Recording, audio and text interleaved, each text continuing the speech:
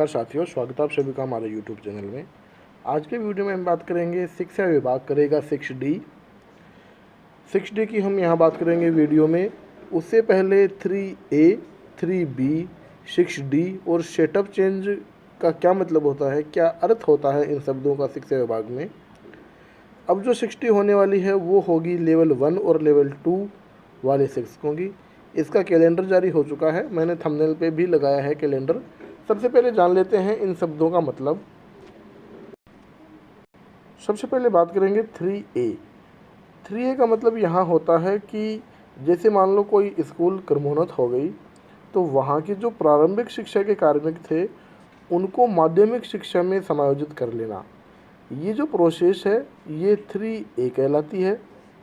उसके बाद में 3B की बात करेंगे तो 3B में क्या होता है, क्रमोन्नत होने पर जो रिक्त पदों के अभाव में प्रारंभिक शिक्षा के कार्मिकों को दोबारा से पुनः प्रारंभिक शिक्षा में पदस्थापित कर दिया जाता है।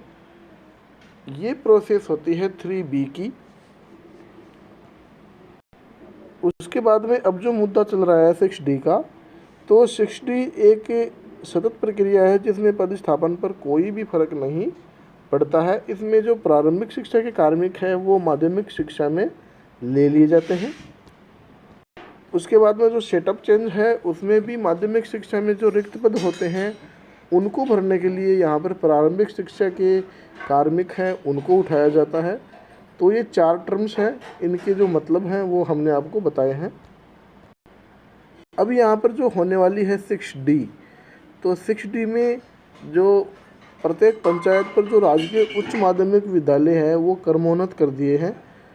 अब जो शिक्षा विभाग है यहाँ लेवल 1 और 2 जो तृतीय श्रेणी अध्यापक है उनके खाली पद भरने के लिए 6D जो होती है पंचायती राज विभाग से शिक्षा विभाग में जो समायोजन की प्रक्रिया है उससे शिक्षकों को जो माध्यमिक शिक्षा विभाग है उसमें लेगा और जो शिक्षक है वो इधर उधर होंगे।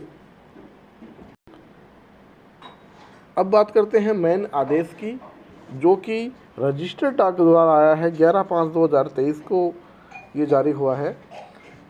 इसका विषय है माध्यमिक शिक्षा विभाग में जो पद विरुद्ध या फिर अधिशेष या राजस्थान शिक्षा राज्य और अधीनस्थ सेवा नियम 2021 के नियम 6(3) सेटअप चेंज के कार्मिकों के समायोजन और पदस्थापन के संबंध में ये कार्यवाही की जानी है। तो उपर्युक्त विषयांतर्गत निर्देशित किया जाता है कि जो माध्यमिक शिक्षा विभाग है, माध्यमिक शिक्षा विभाग में पद विरुद्ध या अधिशेष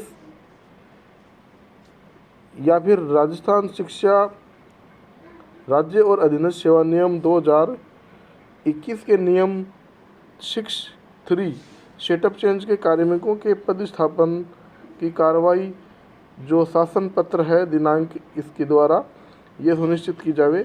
सबसे पहला पॉइंट यहाँ दिया गया है, माध्यमिक शिक्षा विभाग में पदस्थापन आदेशों की प्रतीक्षा में या फिर पद विरुद्ध जो लगे हुए हैं, अधिशेष जो लगे हुए हैं, माध्यमिक शिक्षा के विद्यालयों में आवंटित पद के हिसाब से स्पष्ट रूप से रिक्त पदों की सीमा तक समायोजन या फिर पदस्थापन किया जावे। शिकायत के आधार पर पदस्थापन आदेशों की प्रतीक्षा में रखे गए कार्मिकों का पदस्थापन इस प्रक्रिया से नहीं किया जावे। उसके बाद में यदि नियम 6(3) की कार्रवाई की जा चुकी है तो सेटअप परिवर्तन हेतु 6(3) की सूची में चयनित शिक्षकों में माध्यमिक शिक्षा के विद्यालयों में ही रिक्त पदों की जो सीमा है उसका समायोजन किया जावे। अब जो कैलेंडर है उसकी बात करते हैं, कार्रवाई कौन सी कब की जानी है।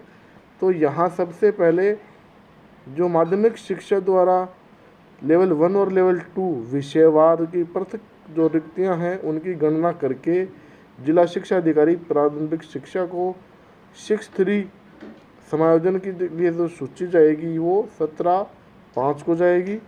उसके बाद में 6(3) में चयनित जो शिक्षक साथी हैं सेटअप परिवर्तन हेतु पात्र कार्मिकों की सूची प्राप्त कर जिला शिक्षा अधिकारी माध्यमिक शिक्षा को ये उपलब्ध करवाई जाएगी 19/5 को।